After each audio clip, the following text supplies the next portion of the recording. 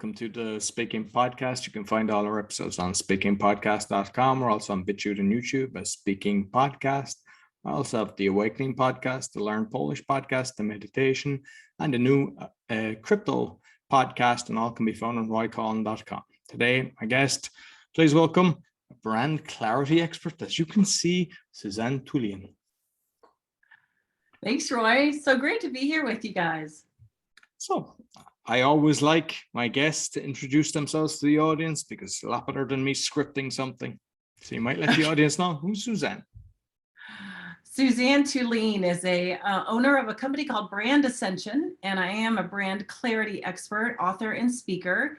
And I like to help clients identify, define, and align themselves to their brand's value position. So I have a process called Brand DNA, a methodology I created years ago and wrote a few books on it.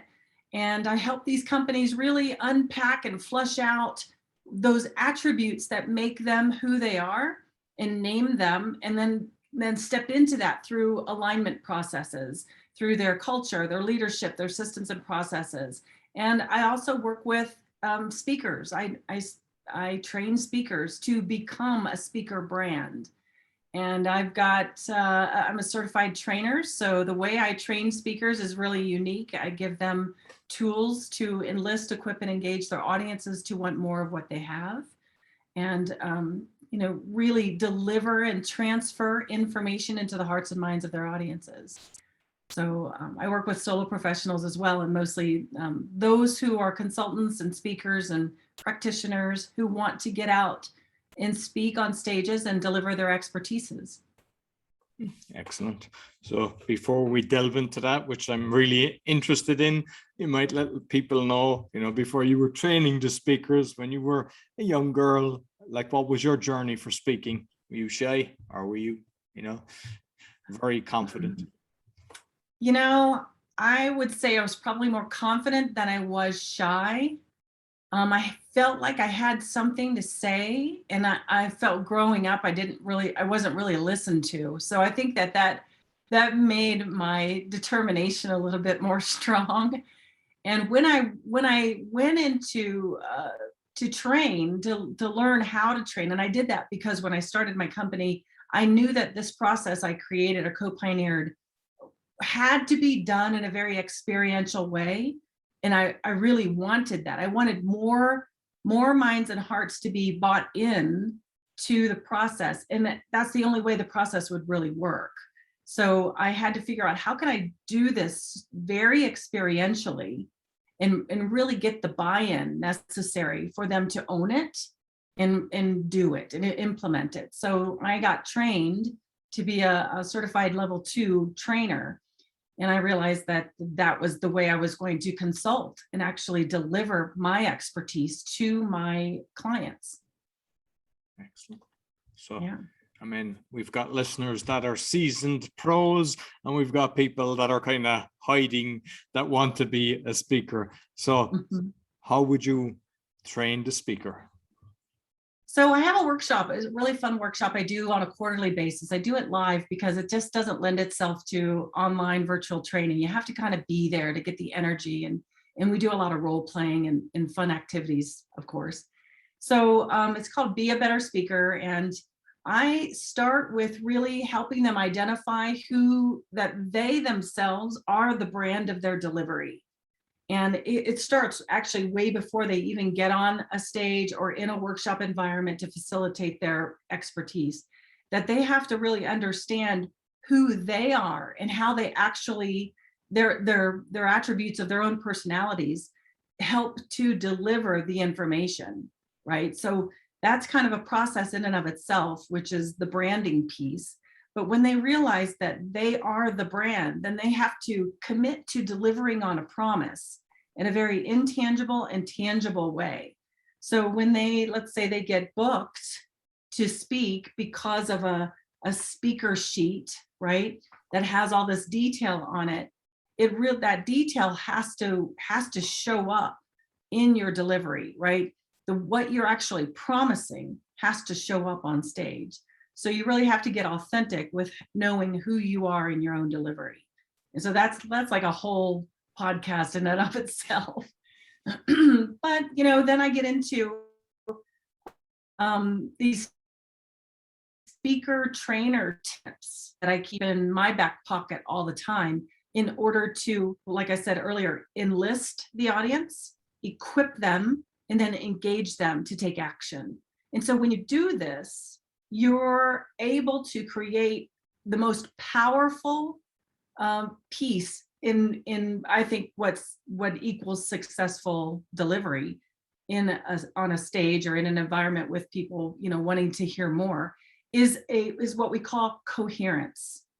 Your number one goal in my book is to create coherence with your audiences.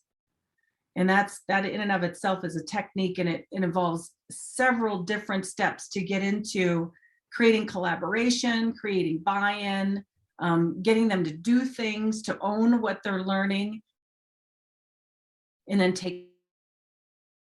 And so when you can put all of that together into an environment, then they walk out of there not feeling like they're overwhelmed, but they're more inspired to go for it, taking action, or even hiring the speaker on other levels like consultants or, to do other things for them. The speaker profile sheet that you just showed me, I mean, that looks very professional. Not everybody does that. Would you encourage everybody to have something like that? And is it something you post out, or what's your process with using that? Yeah, so the speaker sheet, again, this is a formula too that I've developed to get the attention of your program coordinators who are working on bringing speakers into their audiences, right? So this is a piece I designed for my clients to ensure that they get listed at the top of the stack of people that are applying for the speaking position, right? So, you can say that you're an expert in any particular topic, and I can find 1,000 speakers that say they're experts at that topic. So what I do is I help create a speaker sheet that really is in alignment with your personal brand and its delivery. What are the unique things that you bring to the table when you deliver what you deliver? And that usually captures the attention and really creates distinction. So it's not just about the topics that you're offering to speak on, but who is it that's coming to my stage, as the program coordinator would say, and who is it that's training my people? The members of the association, my sales teams, or corporate conferences, or whatever it might be, right? So they're more assured because you are showing up professional, right? In the first place, its first impressions are everything. And that you're really showcasing a level of personality in that. And if it's a good fit, they're going to choose you to be the one to get on their stages. And yes, I would highly recommend that they get it done professionally. Everyone should take the time. This is their calling card. This is their billboard. This is what gets you in the door, right? And I can see your picture that you have on that is very professional. I see sometimes people, they cut corners and they just use a picture they've taken themselves. Mm-hmm. And you know when there's a picture that's taken professionally. You do. Okay. You really do. And its first impressions are everything. Again, I think that, I often teach in my personal brand workshops that in the first 7 seconds, your contact is forming 11 impressions of you. I mean, they're constantly just taking in information about how you're showing up. This is your marketing piece, right? And if you want to tout that you are professional, your stuff, and you can command this price to be on their stage, then you've got to walk the talk and deliver on your promise, right? By doing that. So it's so important. I think that's probably the first thing that they should really look at doing so that they can get that attention and get more stage presence. Absolutely. And I know from your website, you have a list of the different clients that you've got. So you've got a huge list. So like, what's your strategy for landing the big clients? Because some people, they have the abilities, but they, just marketing wise or brand wise, maybe you can delve into that as well. Is it a marketing thing, brand wise, or is it a combination of both? It's a combination always, using multi-channels and multimedia. I really don't advertise a lot for my speaking. You land on my website, I'm a speaker, but I get speaking. So there's a phrase that says, when you speak more, the more you speak, the more you speak, right? I mean, like, because your audience is then they're all connected too, right? They've all got associations they belong to. And so you're constantly reminding them, and you're with your handouts, et cetera, that you are open for other gigs and other environments. So I get my speaking gigs through my audiences who want me to speak for their audiences, right? That's my best platform, is really to just mention, I always have handouts. That's a part of your enlisting, equipping, and engaging. You always make it experiential, always have a leave behind. You even can, if you've got a product to sell or something that you want people to follow up on, you're always putting down questions to get some information. You can, if you happen to have someone that you'd like to recommend me to, put their name on here and contact information, and then you've got a whole list of information that you can follow up on. There's so many ways to do that, and I don't spend money in marketing my speaking. It's again through referrals. Yeah. Okay. And with the branding of yourself, then, like, especially for somebody that's doing a few things, how would you recommend that? Like, say, for myself, I mean, I've got 5 podcasts now and I've got other things. Should it be me that I'm branding, or should I be each separate, like, podcast and different business that I've got? So so I can't believe you have that many podcasts, number one. And, it comes down to really understanding who Roy and why does he have all of these things, right? You're multidimensional, you're multifaceted, you have many, many skill sets and interests. So I think I would leverage that brand for Roy than going in a unique, different niches that you have, but just really talk about your expansive expertise and interests in all these different areas. And that's what you become known for. So, but you have to really kind of unpack your other personality traits and develop a look and feel and really deliver on that promise very consistently. So consistency is one of the 3 most powerful attributes of a successful personal brand. And just being consistent is key, making sure that this looks like your website, that everything that you post looks like your website. Look, your business card looks like your website and everything else, right? So when I see Suzanne Tulien or I see Roy, I'm recognizing that, and it's becoming familiar to me, and I get to know that narrative. No, that's important as well, because sometimes, I mean, I see people, even sometimes people sending me stuff, their picture could be like from 20 years ago, or even on a LinkedIn profile. I know. And send them to me, please. Oh my God, I can't. I just, so here's the reason why I built out this workshop. I never thought I was actually going to train speakers before, because I was really into the branding piece, right? And in 2000, I think it was 2011, I visited my just another workshop. I'm a consummate learner, right? So I'm always taking courses and going to events and seminars and things like that. And I walked out of one seminar. There was a world-renowned expert there teaching what they know, right? And I walked out of there just blown away at how much I did not learn, and how this person who was an expert in what they did, and I'm sure they're great at what they're doing, they did not know how to transfer the knowledge to an audience.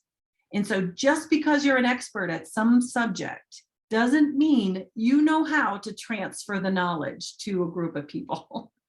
And so I walked out of there thinking, I'm going to develop a workshop. I've got the material, I got the information, I'm a certified trainer.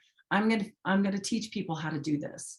So I created a workshop in probably 2 days, and in that, within 30 days, I had 15 people, sign up, because it was a very small thing. I wanted to do a prototype, and oh my God, I've been doing it ever since, because It's like people don't understand, or people who want to get in front of audiences, knowing what they know. They feel really confident about knowing what they know.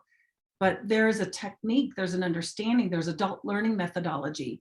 There's ways of delivering information that the audiences can absorb it better than just a fire hose of me speaking at you, right? But instead creating collaboration and coherence and a back and forth discussion where people can begin to absorb and own the material. So that's what my workshops are all about. And how long are your workshops? 4 hours.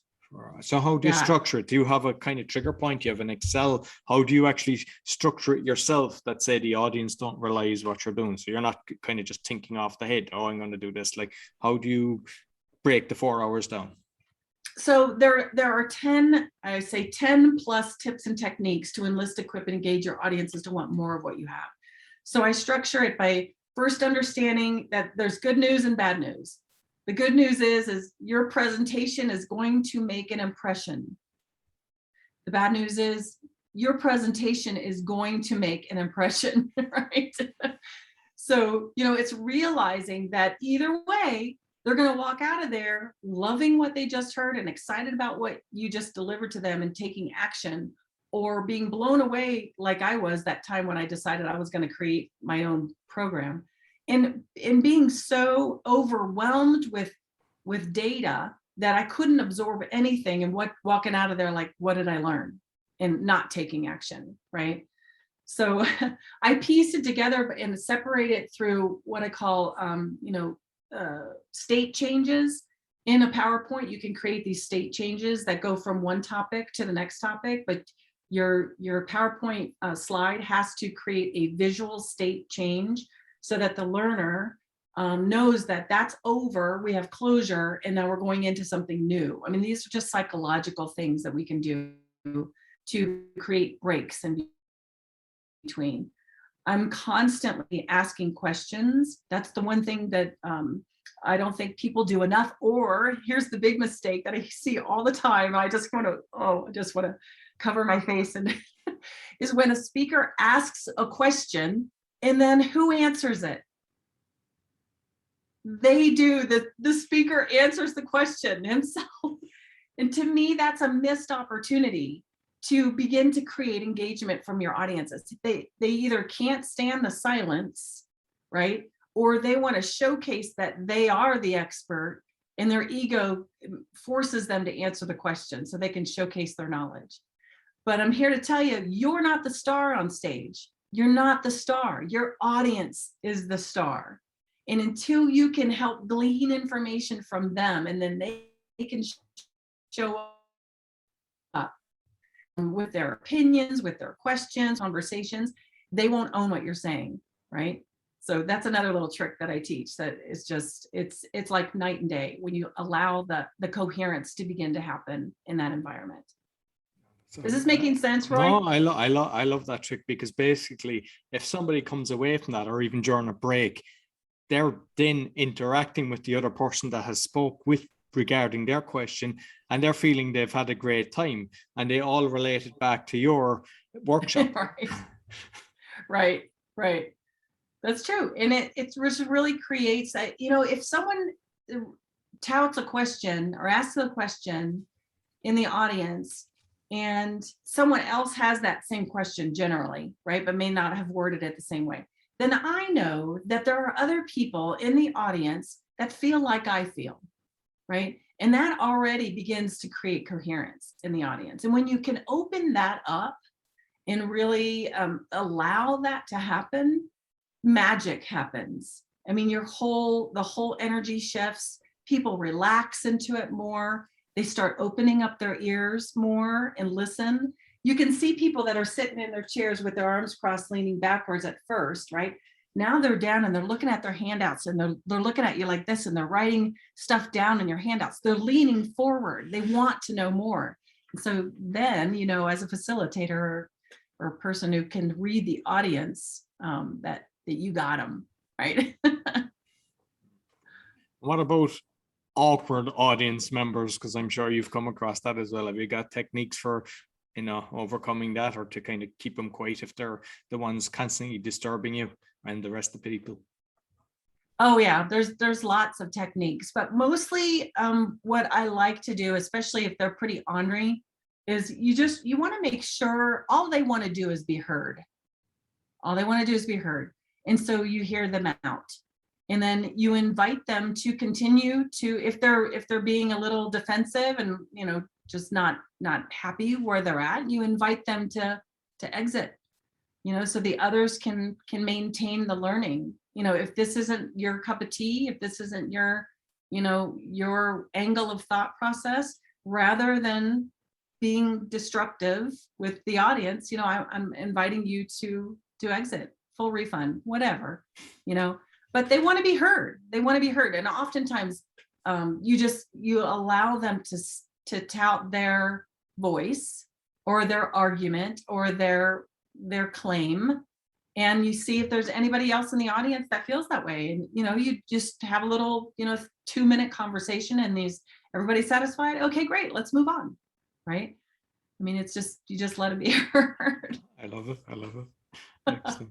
And you have a book as well. So is your book regarding relating to the branding? What's your book about? Are you a the few book books?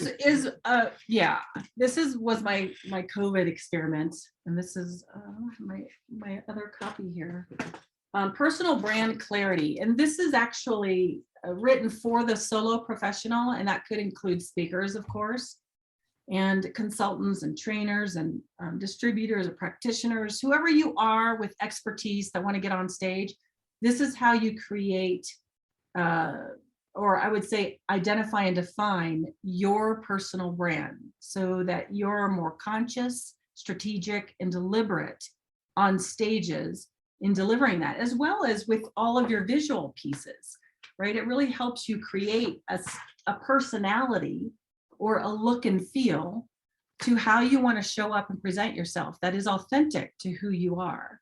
So that book is that whole personal brand presence process. I also have an online course that people can take if they like a little bit more interaction and video.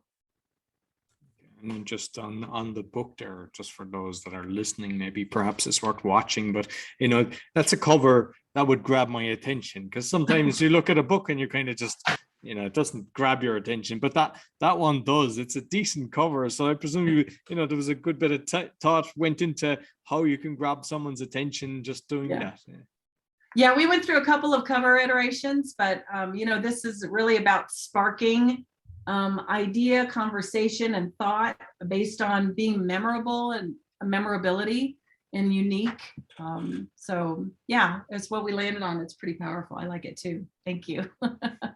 And with the book then, is that something that you're bringing to the events and you're selling at the events, or is it something you just tell people about?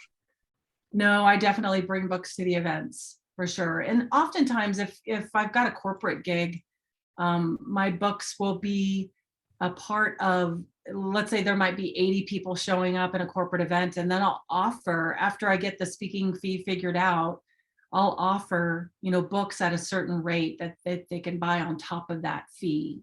It's for all of their participants. And generally that happens. It's usually, they want that supplemental piece of information, that takeaway, that leave behind. So it's really powerful to do it that way. Brilliant. And did you self-publish, or did you go through a publisher for the book?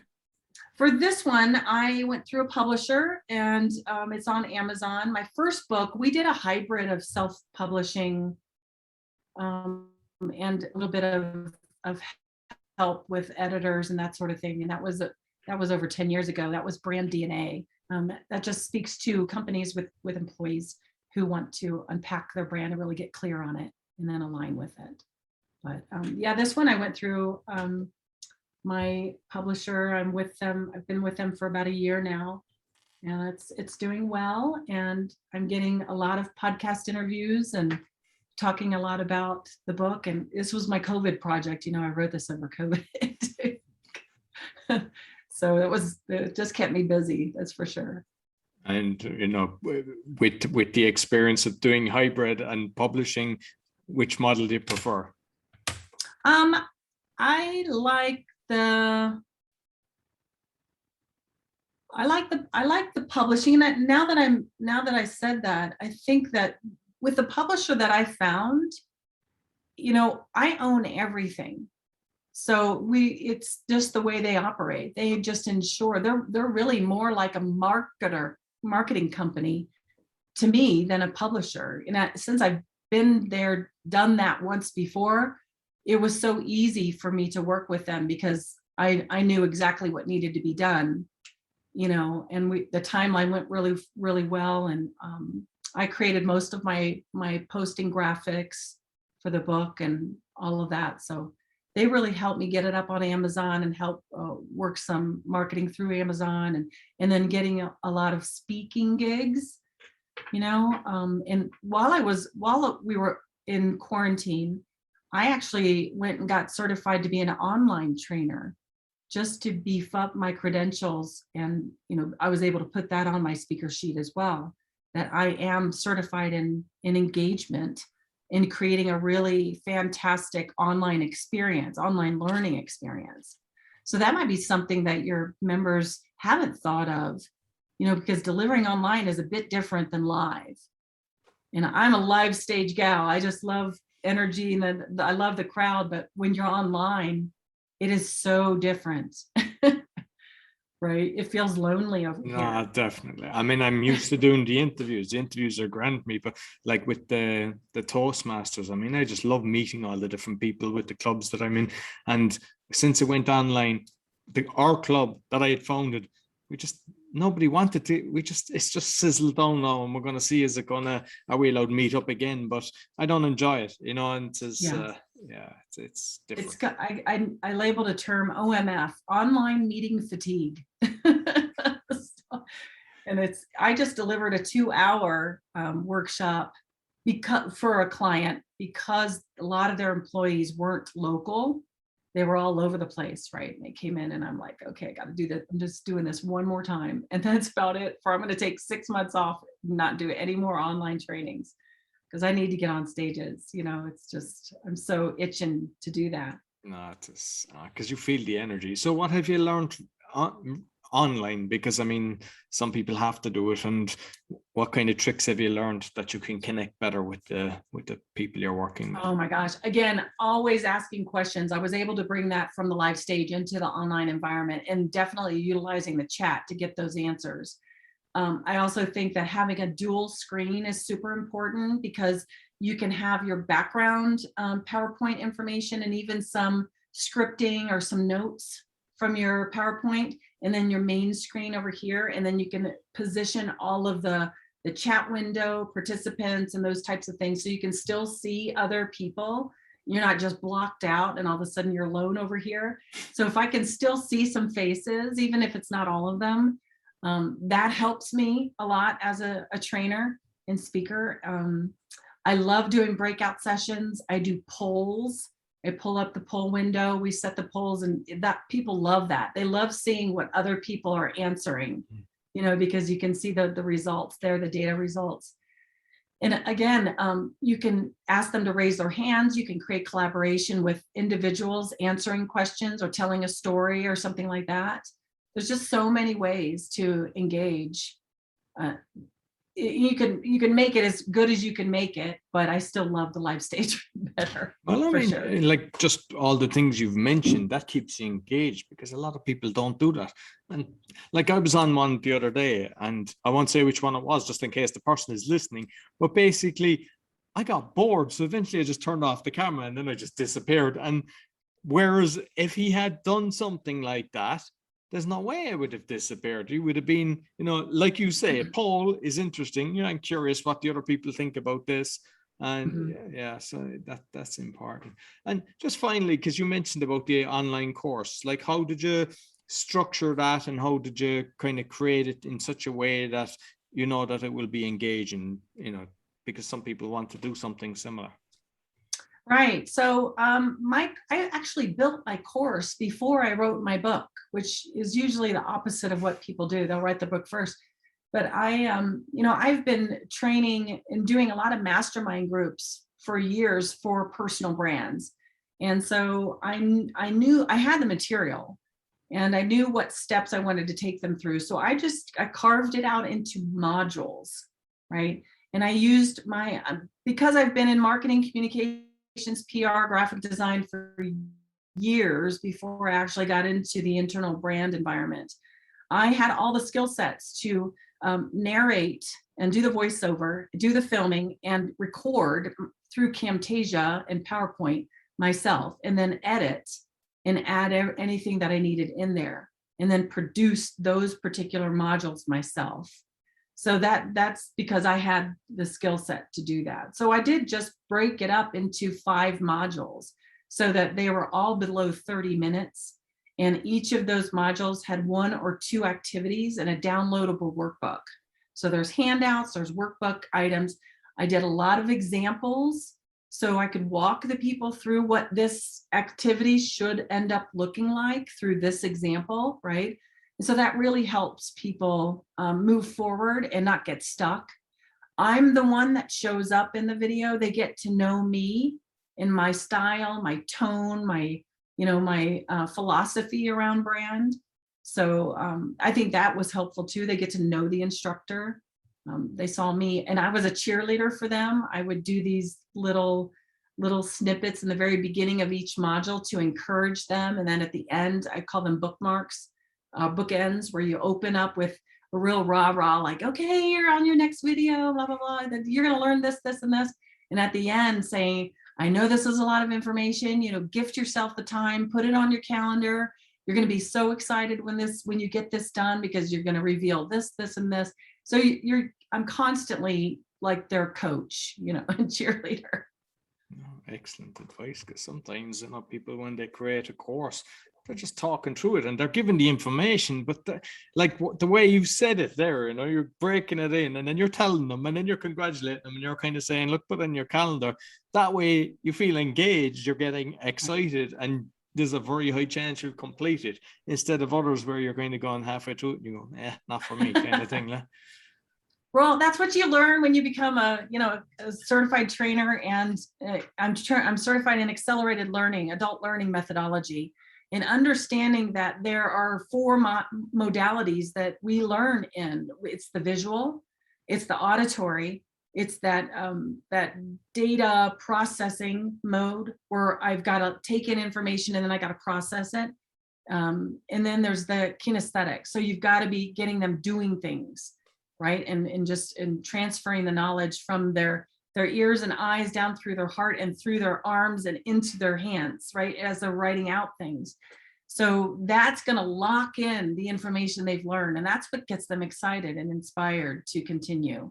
Instead of trying to capture everything in a visual or everything in an auditory, some people aren't highly auditory, and it's hard for them, especially for a fast talker like me, for them to pick up all the nuances and things that I'm saying. They have to see it.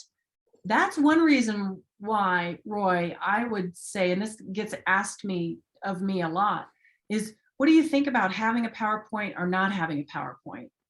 That's a big question, because there's this death by PowerPoint, stigma out there. Well, if you know how to use PowerPoint and you understand adult learning, PowerPoint is one of the most powerful tools you can have, because you're hitting all the learning modalities. And so your audience is literally absorbing more than they can when you're just up there talking without any visuals, right? So I say you're missing an opportunity if you don't use a visual, something like PowerPoint, but know how to use it. And there's a technique I teach, it's called control the learning. And if you understand animation and you know when to hit the next button, you can control what they're reading and seeing based on what you're saying. They're not reading ahead and then being done with the slide and they're like, okay, is she done yet with the slide, right?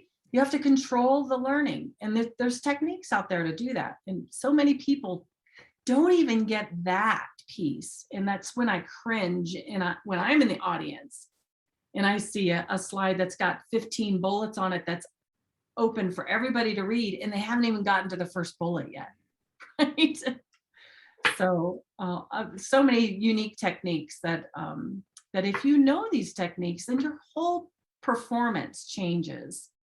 And you walk out of there with people filled up with your information and so excited that they want more, right? Absolutely. And the thing is, a lot of people don't realize the different kind of, everyone's got a different skill set. And, you know, by you covering all of them, you're engaging the whole audience. And you don't need to have them 100%. But once you've cut them in, they're there. They appreciate it. And then, you know, but as you said, most people don't do that. I've seen a speaker do that, and I thought it was brilliant. But yeah, it's an excellent point that you brought up. And is it covered in your book what you've just mentioned? No. So my book isn't about speaking. My book is about the identifying and defining of the brand, of the speaker brand, like the professional brand. So I might write a book. Exactly. It's the next book for you. Yeah, maybe I'll do it like an ebook or something with this workshop in it. But gosh, come to Colorado Springs and come join me. I've got one booked for September 30th. I'm so excited because I haven't been able to book in so long a live event, you know, because of the quarantine and stuff. But I'm super excited to get this back on the books, and I'm happy to come to the UK. Roy, is that where you are? No, I'm in. Well, I'm Irish, but I'm living in Poland. So. Oh, you're in Poland. I'll come to Poland. No, Yeah. excellent. Listen, that was brilliant. All the information you shared. So, how can people get in contact with you, Suzanne? Thank you. It's my website is brandascension.com. My online course for personal brand presence, you know, really identifying and defining your brand to become what you want to be known for, is personalbrandpresence.com. Gosh, if you just even have questions, I've got like a 15-minute free, let's hop on Zoom. If you've got some questions, I'm happy to just kind of walk you through what I would suggest. If you want to just have a little chit chat about how you're showing up, what your delivery is. And if, you know, again, you can sign up on my Calendly through that.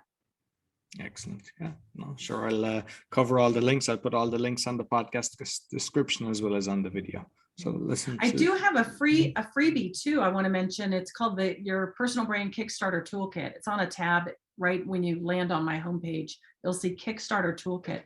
If you enroll in that, you'll get a lot of more tools and information about your speaker brand and really getting clear on that. So use that for sure as a resource. Okay, excellent. No, brilliant. Really appreciate that. So thank you very much. You're so welcome, Roy. I love being here with you.